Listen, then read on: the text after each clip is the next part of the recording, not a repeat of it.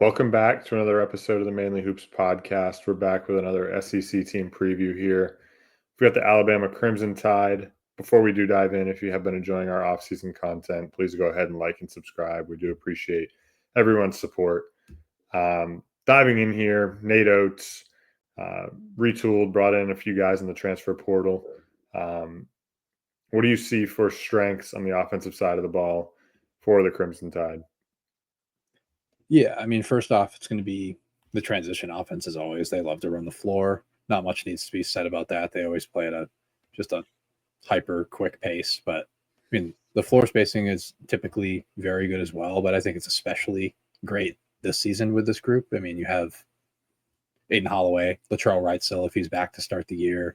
Houston Millette is also a great shooter. And then if you get Jaleel Bethia back, I think that creates just a ton of shooting depth on the wings and at the guard spot. It's pretty impressive. And they also have the front court floor spacing this season to really create like some 5-out looks. And, that's with Bucknell transfer Noah Williamson, who shot at 32% on decent volume for a big, and Taylor Bolbowen at the 4 position, who shot at 41%, only on 70 attempts. So, but there is an ability for him to make it. So teams have to honor it, which can create that, 5-out spacing look. And then Aiden Sherrill, who I'm not sure who's going to start at the 5. I guess if I had to guess, I would say it's Sherrill over Williamson, and it could turn into more of a split over time anyway. Like he shot at 14 for 42 from 3 last year and took a lot more attempts down the stretch of the season.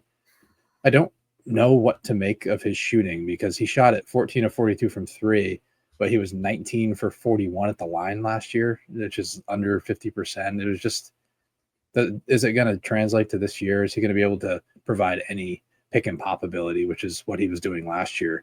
I just remember the Duke game, like the game that they got eliminated, like he made like 3 pick and pop threes in the first half. And, he really, and like the form looks solid as well. So he might be able to translate. It's just lower sample size. So we'll see. But all of the shooting, I think, sets up perfectly for the type of guard that LeBaron Philon is.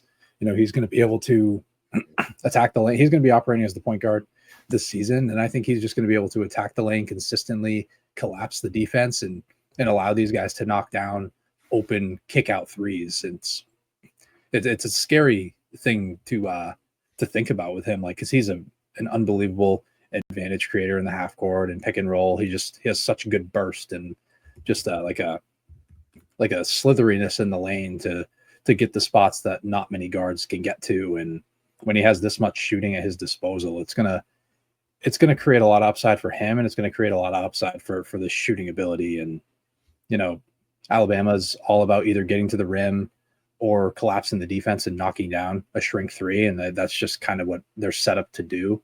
Ultimately, I'd like for them to have another guy next to Philon that can create that offense. But for what Philon is going to bring to the table, it sets up pretty well for this group.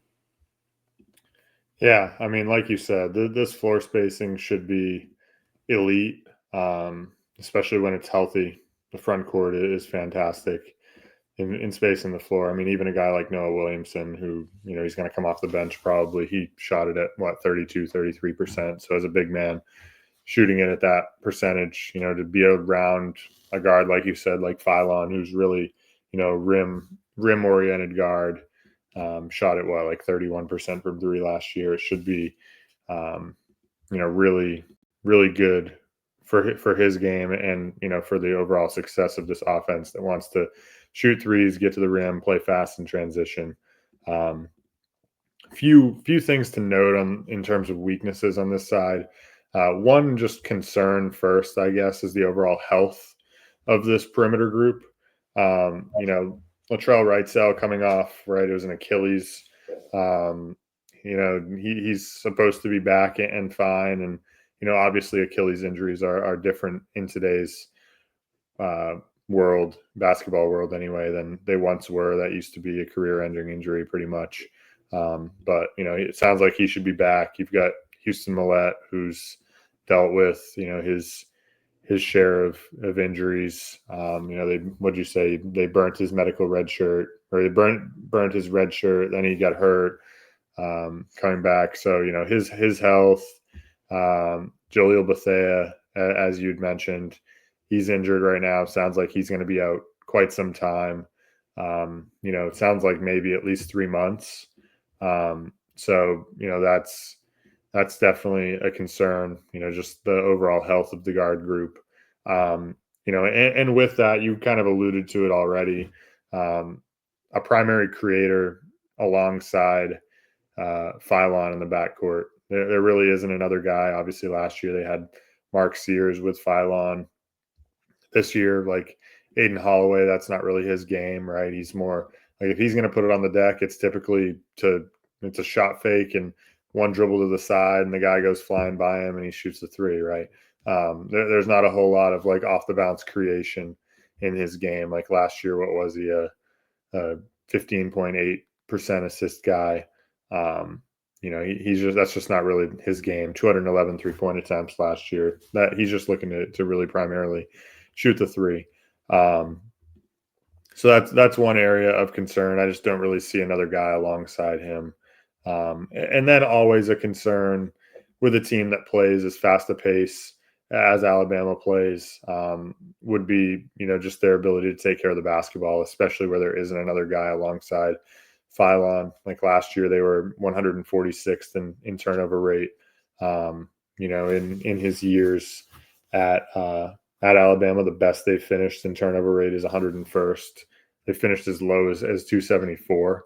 So just, playing a fast pace is kind of conducive to turning the ball over. And I think this year in particular, not having like a guy like Sears to kind of take some pressure off of Phylon could ultimately lead to a greater number of turnovers on this end of the floor. So that's really where I see the weaknesses. Yeah, and those turnovers come from just trying to relentlessly attack the rim at really at will. There's no intermediate game with a Nate Oats offense. They don't take mid-range jumpers. He doesn't really allow anyone to do that. It's a very heavy rim and three, very heavy transition offense, which, can lead to some erratic play. And, it's going to be a concern again, pretty much no matter what kind of roster they have. And, if you don't have that second, like elite handler or elite initiator, like you mentioned, it could create even more of a concern when you have guys drive that aren't typical drivers. So, and just to add on to that point of not having that second creator, like Holloway was 29th percentile in field goal attempt percentage at the rim. Latrell Wrightsell 2 years ago was in the 11th percentile. He's really just a catch and shoot guy. And then another aspect is like the front court doesn't really get to the rim that much. Like it's kind of a concern for me. Like Aiden Sherrill was 41st percentile in field goal attempt percentage as a big. Noah Williamson, 50th percentile as a big, and he's going to be getting less primary action than he got at Bucknell. So this number could be even lower. He could just be a pick and pop guy. He could attack closeouts a little bit in that action. And then Taylor Bowen at the 4, he really struggles to get to the rim as well. 21st percentile in rim field goal attempt percentage. And he's got a little bit of a handle at the 4, but ultimately he struggles to get to the rim if he's not playing in transition. So I'm a little bit worried about the interior offense. Obviously, they're going to be able to create some 3-point shots, but if they're not putting a ton of rim pressure on, like defenses can stay connected and kind of force you to score inside. And also, I don't think this team's going to be that great on the offensive glass, especially compared to past Nate Oats teams. He's been top 70 in rebound rate or offensive rebound rate in 5 straight years, but Aiden Sherrill's really only the only great offensive rebounder in this rotation.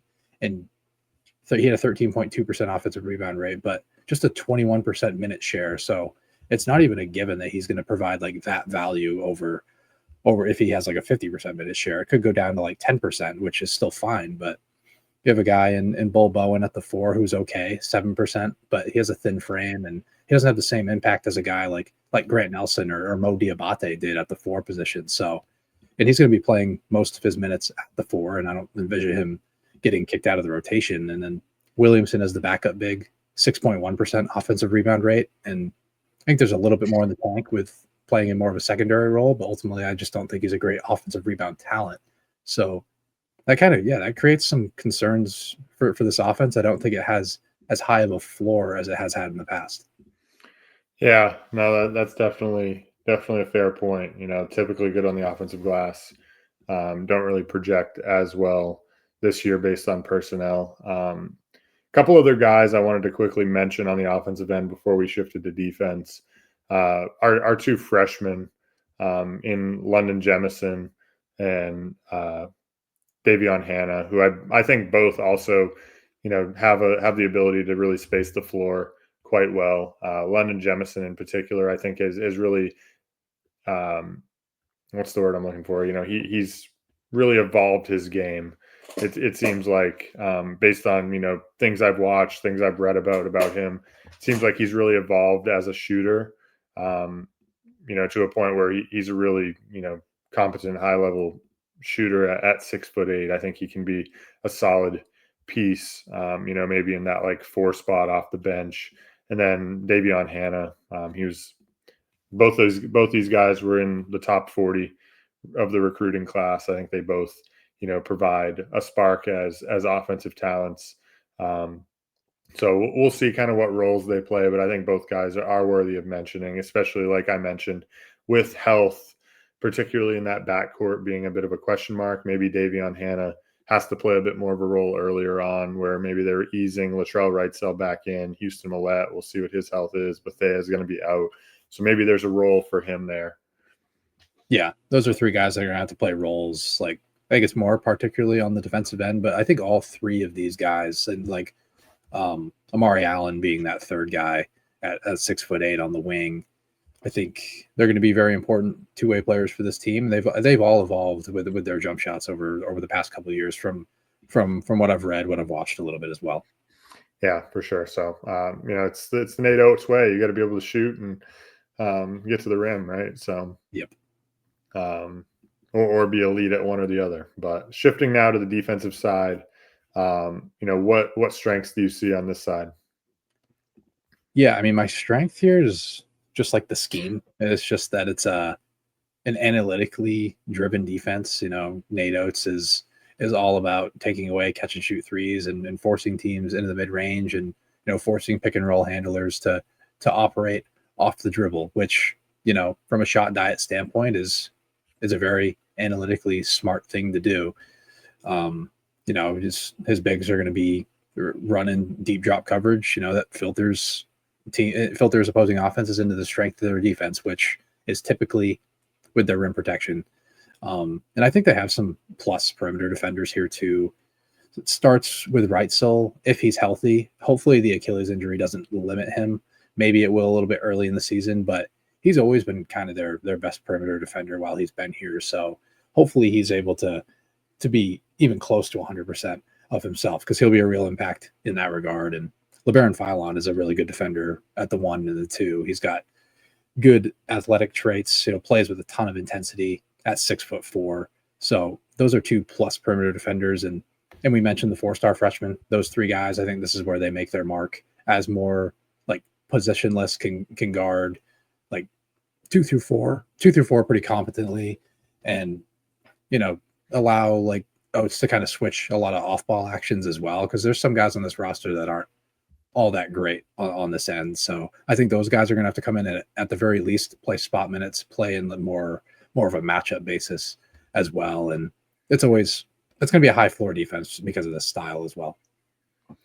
Yeah, I would agree. I mean, I think there's some real versatility with that front court, or sorry, with the freshman group. That's going to lead to them playing a pretty key role. And as you mentioned, there are a couple guys I think that are projected to play and will play pretty significant roles. Guys like Aiden Holloway and Houston Millette come to mind for me as like pretty negative defenders, right? They're especially like Holloway is a really, really good offensive player, as a shooter, as a floor spacer, but defensive end kind of nothing, right? He just doesn't really create a lot of plays. He's a smaller guard at 6'1". For me, also on weaknesses, scheme obviously drives a lot of this, but they don't force a ton of turnovers, right? 349th last year in turnover rate defense. The last 4 years they haven't been inside top 200. Basically, the last 3 years they've been 300 or worse. So not an area that, they really look to force a lot of turnovers, which, they force, like you were talking about. It's their scheme, low 2-point percentage defense, right? They're 95th. So they force teams into some tougher shots, encourage mid-range shots. My area here, like also on the defensive end, is the front court. Just like similar to what you said about their front court on the offensive end. Like I just don't really love the rim protection talent of this group. Like Cheryl is not really a great rim protector. We saw last year. I know he was only playing like 10 minutes a game, but 2% block rate. Um, a guy like Bull Bowen, he's a good rim protector at career 6% rim protection. There's career 6% block rate. So his rim protection's solid. But kind of aside from that, like you'd be relying on like wings in those freshmen. Like those freshmen maybe can provide some weak side rim protection, but I just don't really love it. Which also leads me into my other weakness, which is just their overall defensive rebounding on this end. Last year, 154th. Year before, 271st. This year, like we've said, we've got Cheryl and Bull Bowen in that front court as more like thinner frame, not overly physical guys in the front court. I just have some concerns about their ability to defensive rebound, especially where you've got guards that are like Holloway and like Millette on the wing that aren't great defenders. They're not really gonna help out in the defensive rebounding category. So for me, I just have some concerns with the front court in general. Obviously the scheme looks to force more like mid-range contested twos, but like inevitably, like we've talked about with other teams that play a similar scheme, like you still need to have a strong backbone at the rim to protect it to defensive rebound, and I just don't really see it with this Alabama team. Yeah, I would agree. That's a red flag for me, to be honest with you. Like it kind of looks like the Alabama defense of 2 years ago, where they didn't have like a fantastic rim presence, and this was a defense that allowed like the highest rim rate in the Nate Oats era, and it was just like guards weren't afraid to go at those bigs a couple of years ago, and like it created a rather poor rim defense. It created Nate Oats' worst defense. They still went to the Final Four that year, which is the good thing, but they finished 121st in adjusted defense that season, and this is always the swing piece for Nate Oats defenses. And like I've said, we've seen cases where it makes them one of the best defenses in the entire country. Like they finished third in adjusted defense twice with Nate Oats. They finished 26th last year with good rim protection. But we've also seen when they've been like they haven't had rim protection, and it's made this side of the floor a real weakness. Losing Cliff Amore is pretty big considering they didn't really get a replacement, like you mentioned. Like the rotation of Cheryl and Williamson is rather poor on the defensive side, and you have Bull Bowen to help with rim protection, but he's not a 5, and like there's not a lot of like weak side rim protection that goes on within an Alabama defense. It's a lot of you're forcing primary actions, and everyone else is staying connected to shooters. So we're going to see Bull Bowen like guarding on the perimeter more often, which probably takes away from his block rate a little bit. So just I have a stat from Cliff Amore when Alabama was in the 98th percentile in effective field goal percentage defense last season when he was on the floor, but just 55th percentile when he was off the floor. And when he was off the floor, a guy like Aiden Sherrill was on the floor at the 5, and you had Jaron Stevenson and Grant Nelson minutes, which there's no true 5 there. But ultimately, like if they didn't fill in the shoes rim protection wise, like this effective field goal percentage defense is going to get worse. And when you add in like the defensive rebounding concerns, like you mentioned, obviously you're playing in the SEC, so like every team gets on the offensive glass, so like their numbers are going to look a little bit worse, but it's still a concern because it's kind of always been a concern with the Nate Oats defense. So yeah, I mean, like I mentioned, like Nate Oats defenses go as their rim protection goes, and it looks to be a bit lacking. So I think the defense is going to be a little bit behind. Yeah, I think so. So we'll see. Maybe they surprise, but I just don't really see it. Now shifting gears to MVP X factor for this team, where'd you go? Yeah, LeBaron Philon is my MVP. I think he's going to be the engine for this offense. He's going to be the guy creating all of these open catch and shoot threes. He's going to be used in pick and roll almost like every possession in the half court. And teams are going to have to make a decision. Do they want to play a deeper drop coverage and force him to be a scorer, or are they going to blitz him and allow him to kind of make a play as a passer from there, which it's going to be a tough decision for defenses to make. So, and I just really like him as like a real breakout guy that could really climb up draft boards as well. Like I could see him being a lottery pick with some of the traits that he has. So he's the MVP for me.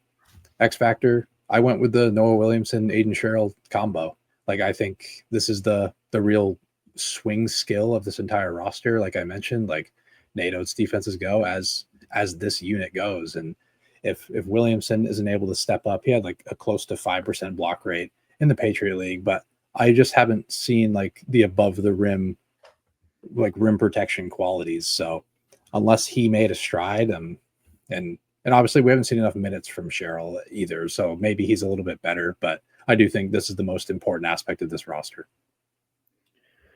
Yeah. For me, I went with Philon as MVP as well. I don't really need to say too much more here. I think he's just going to be there, like you said, their engine. He's going to have the ball in his hands a ton, attacking the rim relentlessly because there's not really another on-ball creator on the perimeter like him. My X factor, I went with Taylor Bull Bowen. I know, like you've mentioned, maybe he's going to guard more perimeter oriented guys, but I think like ultimately they're going to need him to play some 5 minutes to protect the rim. And like you said, like this defense is going to go as their rim protection goes, and like he's in my eyes their best rim protection by a wide margin. So if they want to be getting to their ceiling, I feel like he's got to play more minutes to be able to protect the rim. But obviously, like maybe that leads to like less Sherrill minutes and more minutes out of like those freshmen, right? And they play a little bit smaller. They play more like Jemison or Amari Allen. So we'll see. I mean, I also considered Latrell Wrightsell here as coming back off injury. As great a shooter as he is and what he can be as like a perimeter defender for this team. But I just think that the rim protection, like you said, it is too important to this team. And I think Bull Bowen's the most capable there. Now, ceiling and floor for this team, where do you see them falling? I think Torvik has them 5th. Yeah, and I think that's kind of like the range that I would have them around to start the year is like 4th or 5th in the league. But for a ceiling, I mean, the offense is just has potential to be so awesome if Sherrill and Williamson can space the floor at a higher level. Like this team can finish top 3 in the league. I don't know if they can win it just because of the defensive concerns I have. I don't really think they have a ton of answers to get themselves into like the top 25 defensively. So ultimately, I said 3rd is where they can get. I think the floor, if like, I'm a little more worried about the offense than I typically have been with Nate Oats teams. They're typically just really good on this side of the floor, just analytically sound. But I am a little bit worried about the rim rate. So I could see them getting down to like 8th or 9th in the league. Like I still think they're a tournament team at their floor. Like 9 seed is probably the lowest they could go. Yeah, no, that's fair. I mean, I think there are concerns on the defensive end for sure that could get them that low. Personally, I had them at their floor at like 8th. I don't really just looking at the field. Like we talked about in some other previews, I think the depth is a little bit lacking this year in the league. I think Alabama's offense is too good to really dip below that. I had their ceiling up at 2nd. I don't really think they can win it, but I think the offense is good enough to get them there. And maybe if like Sherrill's a bit better of a rim protector than we've seen, maybe Williamson can provide more than what we expect. And then Bull Bowen, of course, maybe some of the freshmen chip in and really help that defense out and get them to that ceiling. But last thing before we wrap things up, bold prediction for Alabama. Yeah, I went with a LeBaron Philon stat. I think his usage is going to be so large, and the playmaking aspect of his game is going to be so emphasized this year that I think he can average 6.5 assists per game. It feels like a pretty high number, but he averaged 3.8 with Mark Sears by his side, and he only played 24.7 minutes per game. I think he's going to play 30 to 31, and he's going to have a stupid high usage rate and be used in pick and roll and be the main guy in transition getting downhill. And I think it's a real possibility for him to be between 6.5 or 7 assists a game. He's not like a super high level passer, doesn't make like the greatest reads, but his advantage creation is just going to be so great for this offense. Yeah, no, I think it's a reasonable projection. He's going to have the ball in his hands a lot. His usage rate should be super high. So, and with the shooting around him, it's certainly feasible. For me, I went with a London Jemison prediction. Actually, I said he's going to end up playing by season's end. He's going to be playing 20 minutes a game and average between 6 and 8 points a game. Not like a crazy bold prediction in the points category, but I think he is going to end up being a really important piece to this team down the stretch if they want to get to their ceiling, because I think he has very plus qualities on both ends of the floor as that like 6'8", bigger framed guy. I think he can be a key piece for Nate Oats. Yeah, I could see it, especially if Oates wants to play Bobo and at the 5. Like, he's shown willingness to play like a smaller 5 or a thinner 5, like with Stevenson and Grant Nelson last season. So if Bull Bowen gets enough minutes at the 5, like Jemison's going to play probably a significant role. Yeah, for sure. So we'll see what happens. But we'll wrap things up here with Alabama, and we'll see you next time on the Mainly Hoops podcast.